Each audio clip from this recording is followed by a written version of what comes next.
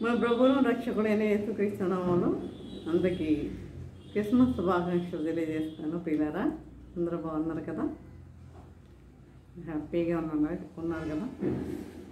చూడండి, క్రిస్మస్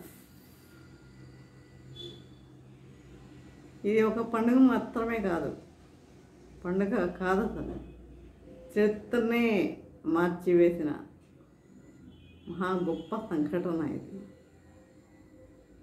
మహా గొప్ప సంఘటన పిల్లల. చూడండి, ఆమోస్ గ్రంథంలో మనం చూస్తాము 5వ అధ్యాయము 21లో చూస్తాం. మీ పండుగ దినములను నేను అసహించుకొనిచున్నాను అంటున్నారు. మీ పండుగ దినములను నేను అసహించుకొనిచున్నాను అంటున్నారు. ఎందుకనంటే చూడండి, అనేక మంది పండుగలు తినడానికి, త్రాగడానికి,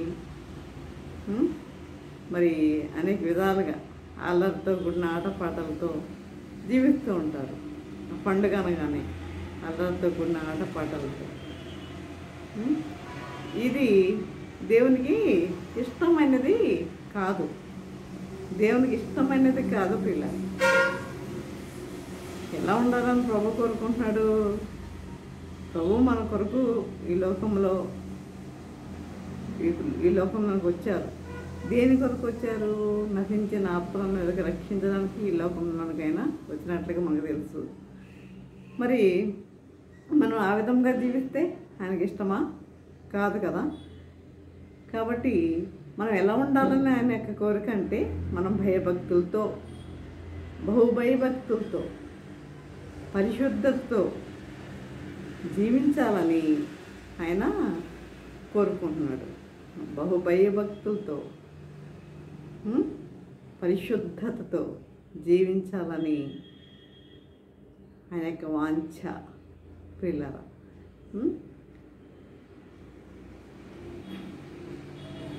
ముందుగా నేను ప్రార్థన చేసుకున్నాం.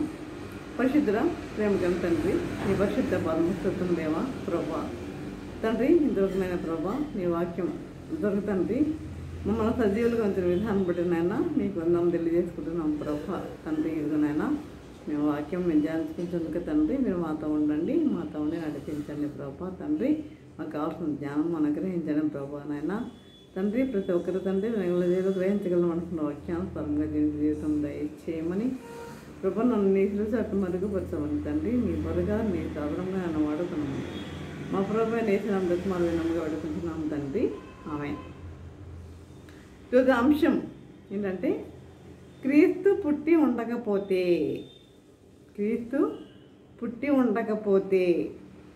అసలు యేసు పుట్టి ఉండకపోతే ఏంటి? యేసు పుట్టి ఉండకపోతే చూద్దామా? చూడండి, యేసు ప్రభు కానీ పుట్టి ఉండకపోతే అన్న విషయంలో మనం కనుక ధ్యానిస్తే, మొదటిగా యేసు ప్రభువే కానీ పుట్టి ఉండకపోతే పాపము లేనివాడు ఈ లోకంలో ఉండి ఉండకపోవును. పాపము లేనివాడు అంటే, పాపము లేనివాడు ఈ లోకంలో ఉండి ఉండకపోవును అంటే, పాపరహితుడు ఈ లోకంలో ఉండడు. అంటే ప్రతి ఒక్కరు కూడా పాపము చేస్తూనే ఉంటారన్నమాట.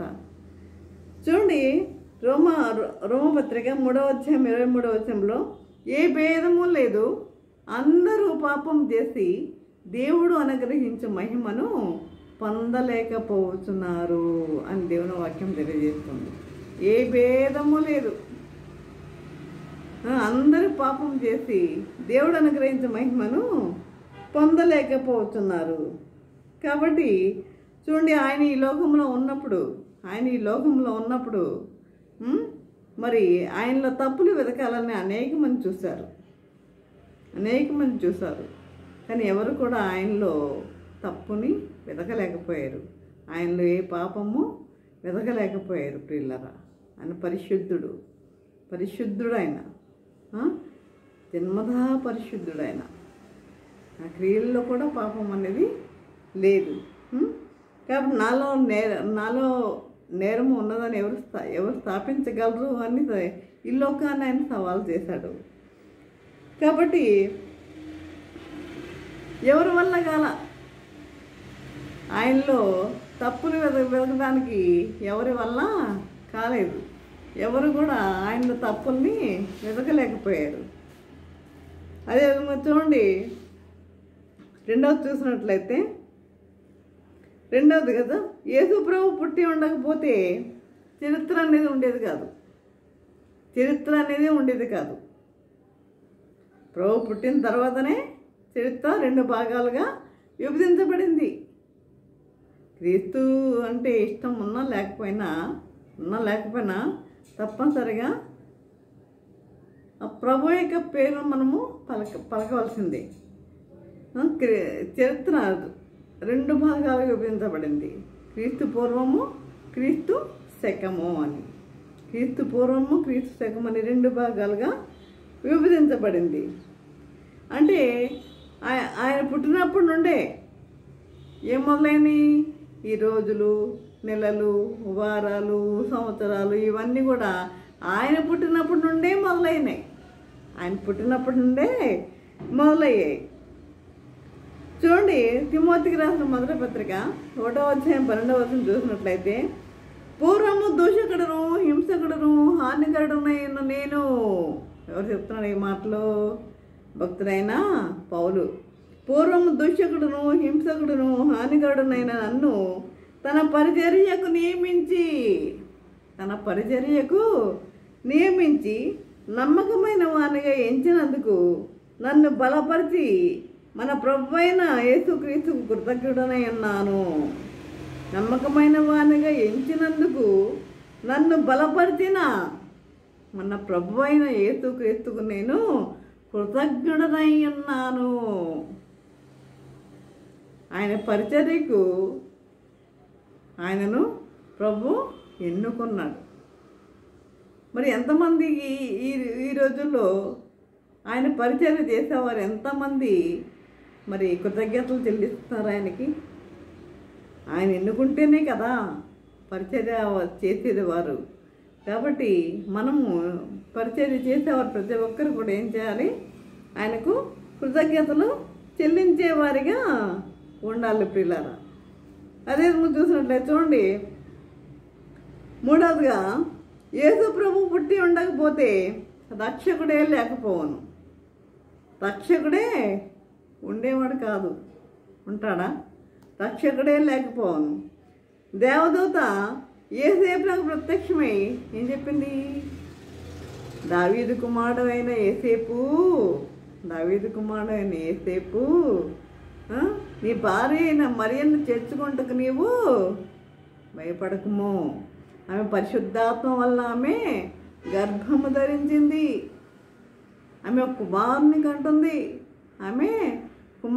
కంటుంది. ఆ కుమారునికి యేసు అని పేరు పెట్టుదువు. యేసు అంటే అర్థం ఏంటి? రక్షకుడు అని అర్థం. యేసు అంటే రక్షకుడు అని అర్థం. కనుక ఇది మత్తయి సువార్త 1వ అధ్యాయం 21లో మనం చూస్తాం. కాబట్టి మన ప్రభు లోకరక్షకుడు. కాబట్టి కేవలము శరీర సంబంధమైన విషయాల్లోనే మనల్ని రక్షించడానికి కాదు, కానీ మన పాపముల నుండి విమోచించడానికి కూడా రక్షకుడు ఈ లోకానికి వచ్చాడు. మన పాపాలను కూడా విమోచించడానికి ఆయన ఈ లోకానికి వచ్చినట్లుగా మనము చూస్తున్నాం. మన పాపాల నుండి కూడా రక్షించేవాడు. చూడండి, మార్క్స్ వార్త 2వ అధ్యాయము 1-2 వచనంలో చూసినట్లయితే, ఆయన ఒకసారి కపెర్నహూములో ఒక ఇంటిలో ఆయన బోధ చేస్తున్నాడు. అంటే అనేక మంది స్వస్థతలు చేస్తూ ఉన్నారు ఆయన కపెర్నహూము అనే ఒక ఇంటిలో. అందరూ ఆ ఇంటిలో గుమ్ముకూడి ఉన్నారు. అసలు ఎక్కడ స్థలం లేదు. బయట ఏంటి, లోపల ఏంటి, ఎక్కడ స్థలం అనేది లేదు. అయితే మరి ఏం జరిగిందంటే, ఒక పక్షవాయు రోగిని 4 స్నేహితులు మంచంతో పాటే తీసుకుని వెళ్ళారు. అతన్ని మరి అంతమంది ఉన్న ఆ ఇంట్లో ఆ మంచంతో పాటు ఎలా తీసుకెళ్తారు? మనుషులు వెళ్ళడానికే దారి లేదే, మరి ఎలా తీసుకెళ్తారు? వాళ్ళకి ఒక ఐడియా వచ్చింది. ఏం చేశారు? పైన కప్పు, ఇంటి కప్పు మీద పెంకులు అవి తీసేసి మంచం పట్టేంతగా తీసేసి మంచంతో పాటుగా ఏం చేశారు వాళ్ళు? యేసుక్రీస్తు ఉన్న చోట మంచాన్ని దించినట్లుగా మనం చూస్తాం. ఇది మార్కు సువార్త మనం చూస్తాం 2వ అధ్యాయము 1-12 వచనంలో. కాబట్టి ఇక్కడ యేసు ఉన్న చోటున పక్షవాయువు గల వాణిని ప్రభుత్వంలో దింపారు. యేసు వారి యొక్క విశ్వాసాన్ని చూచి, కుమారుడా, నీ పాపములు క్షమించబడి ఉన్నవి, నీ పాపములు క్షమించబడి ఉన్నవి అన్నాడు. నీ పాపములు క్షమించబడి ఉన్నవి అని చెప్పాడు. వెంటనే శాస్త్రుల్లో కొందరు, ఈయన దేవదూషణ చేయించున్నాడు కదా, దేవుడు కదా పాపములు క్షమించేది అని వాళ్ళల్లో వాళ్ళు అనుకుంటున్నారు. దేవదూషణ చేయించున్నాడు కదా, దేవుడు ఒక్కడే తప్ప పాపములు క్షమించగలవాడు ఎవడు అని వారిలో వారు అనుకుంటున్నారు. అయితే ఈయన దేవదూషణ చేయించున్నాడు కదా అంటున్నారు. అయితే వారి యొక్క అంతరంగములో ఆలోచనలు ఎరిగిన దేవుడు, మన అంతరంగంలో ఉన్న ఆలోచనలు ఆయనకు ముందుగానే తెలుసు. మరి ఆలోచనలు ఎరిగిన దేవుడు ఏం చేశాడు? యేసుప్రభు వెంటనే ఆత్మలో తెలుసుకొని, మీరు ఇలాంటి సంగతులు మీ హృదయంలో ఎందుకు ఆలోచించుకొంచున్నారు? పాపంలో క్షమించడానికి భూమి మీద మనుష్య కుమారునికి అధికారం కలదని మీరు తెలుసుకున్న వాళ్ళని చెప్పి, పక్షవాయువు గల వారిని చూచి, నీవు లేచి నీ పరిపెత్తుకొని నీ ఇంటికి వెళ్ళమని చెప్పాను. నువ్వు లేచి నీ ఇంటికి వెళ్ళమని చెప్పాను. వెంటనే వాడు ఏం చేశాడు? వెంటనే వాడు లేచి పరిపెత్తుకొని పోయాను. ఆయన స్వస్థపరచబడ్డాడు. కాబట్టి పిల్లరా, మరి యేసు పాపంలో క్షమించి నిత్య నరకాగ్ని నుండి రక్షిస్తాడు మనల్ని కదా. ఎవరైనా సరే దేవుని దగ్గరికి వచ్చినట్లయితే మరి తప్పనిసరిగా మీరు పాపములు మీరు ఆయన యొక్క కృపా సింహాసనం వద్ద ఆయన దగ్గర ఒప్పుకున్నట్లయితే తప్పనిసరిగా ఆయన మీ యొక్క పాపములను క్షమించడానికి ఆయన సిద్ధముగా ఉన్నాడు. ఆయన సిద్ధముగా ఉన్నాడు. ఎప్పుడే ఎవరెవరు వస్తారా అని ఆయన ఎదురు చూస్తున్నాడు. కానీ మనమే ఆయన దగ్గరికి వెళ్ళలేకపోతున్నాం కదా. కాబట్టి నిత్య నరకాగ్ని నుండి ఆయన రక్షించేవాడు ఆయన. చూడండి, మనకి ఒక వ్యక్తి తెలుసు. ఎవరు? సాల్ సుందర్ సింగ్ అని ఒక సిక్కు మతస్థుడు. ఆయన మతాన్ని విడిచిపెట్టి క్రైస్తవ మతంలోనికి చేరాడు. ఆయన మతాన్ని విడిచిపెట్టి క్రైస్తవ మతంలోనికి చేరాడు. అంటే ప్రభువుని ఆయన అంగీకరించాడు. అయితే ఈ యొక్క సిక్కు మతస్థులకి ఏం కలిగింది? మన గ్రంథాల్లో లేనివి ఆ గ్రంథాల్లో ఏమున్నాయి? ఆ గ్రంథంలో ఏముంది? ఎందుకైనా క్రైస్తవ మతంలో చేరాడు అని ఏం చేశారంటే వాళ్ళు మరి ఆయన్ని పిలిచి, సాసుందర్ సింగ్ని పిలిచి ఏమన్నారంటే వరుసగా ప్రశ్నల వర్షాన్ని కురిపించారు. వాళ్ళంతా ప్రశ్నల వర్షాన్ని కురిపించారు. అయితే మరి మన గ్రంథాల్లో కూడా ఉన్నాయి కదా, ఆయన చెప్పిన నీతులు, ఆయన చెప్పిన వాక్యాలు, ఆయన చెప్పినవన్నీ కూడా మన గ్రంథాల్లో కూడా ఉన్నాయి కదా. నీవెందుకు క్రైస్తవ మతాన్ని నువ్వెందుకు అంగీకరించావు? మనలో లేనిది ఆ గ్రంథంలో ఉన్నదేంటి అని ప్రశ్నల వర్షము కురిపించారు. అయితే ఈయనేమన్నా తెలుసా? మన గ్రంథంలో లేనిది ఆ గ్రంథంలో ఉన్నది ఏమిటంటే రక్షణ. ఏంటి? రక్షకుడు అని చెప్పాడంట. వారి మతములో, మన మతములో లేనిది వారి మతములో ఉన్నది రక్షకుడు అని చెప్పాడంట. అంటే మనను రక్షించేవాడు మన ప్రభు, రక్షించేవాడు మన ప్రభు. నువ్వెంత ఘోర పాపివైనా నిన్ను క్షమించడానికి సిద్ధముగా ఉన్నాడు ఆయన, నిన్ను క్షమించడానికి సిద్ధముగా ఉన్నాడు. మరి చూడండి, ఆ శిలువ మీద దొంగ మరి మరి ఆయన పశ్చాత్తాపడినప్పుడు నిన్ను ప్రభుని అడిగినప్పుడు నన్ను నీ రాజ్యంలో చేర్చుకో ప్రభు అని అంటే ఆయన హృదయాన్ని తెలుసుకున్న ప్రభు ఏమన్నాడు, నేడే నీవు నాతో కూడా పరదేశంలో ఉంటావు అన్నాడు. ఆయన అనేకమైన ఘోరాలు నేరాలు చేసిన వాడే, కానీ చివరి క్షణంలో ఆయన పశ్చాత్తాపడ్డాడు. కాబట్టి ప్రియులారా, మరి మనము కూడా ఇవేమన్నా మనలో ఈ పాపములు, ఈ దోషములు ఇవేమన్నా ఉన్నప్పుడు మనం ఏం చేయాలి? ఆ ప్రభు దగ్గరికి వచ్చేవారిగా ఉండాలి. వచ్చి ఆయనను వేడుకున్నట్లయితే, ఆయన క్షమించమని అడిగినట్లయితే తప్పనిసరిగా ఆయన మనల్ని రక్షించడానికి సిద్ధంగా ఉన్నాడు. అదేవిధంగా యేసు ప్రభు కంటే ముందు బుద్ధుడు ఈ లోకంలో ఉన్నారు. గౌతమ బుద్ధుడు ఆయన తన మాటల్లోనే నా తర్వాత ఒక ఆయన రాబోతున్నాడు అని చెప్పాడు బుద్ధుడు. నా తర్వాత ఒక ఆయన రాబోతున్నాడు, ఆయనే లోకరక్షకుడు అని ప్రభు బుద్ధుడు తెలియజేశాడు పిల్లారా. కాబట్టి ఈ క్రిస్మస్ పండగను మనము జరుపుకోవద్దని అంటల్లా. ఏంటంటే మనం చేయాల్సింది మన మనసును మార్చుకోవాలి, మారు మనసు పొందాలి, పశ్చాత్తాపం పొందాలి. దేవుడు ఇంకొక సంవత్సరం మనకి ఇచ్చాడు. ఇంకొక సంవత్సరం కూడా నా బిడ్డలు మారతారేమోనని ఇంకో ఛాన్స్ మనకి ఇచ్చాడు. మనకి ఇస్తున్నాడు, అవకాశాన్ని మనకి ఇస్తున్నాడు. మరి మారుతున్నారా? మారేవారిగా ఉన్నారా? మళ్ళీ రేపు వచ్చే సంవత్సరం అని అనుకునేవారిగా ఉన్నారా? కాబట్టి పిల్లారా, మరి మనము ఈ విధముగా దేవుని యందు భయభక్తులు కలిగి మనం జీవించేవారిగా ఉండాలని ఆ ప్రభు కోరుకుంటున్నాడు.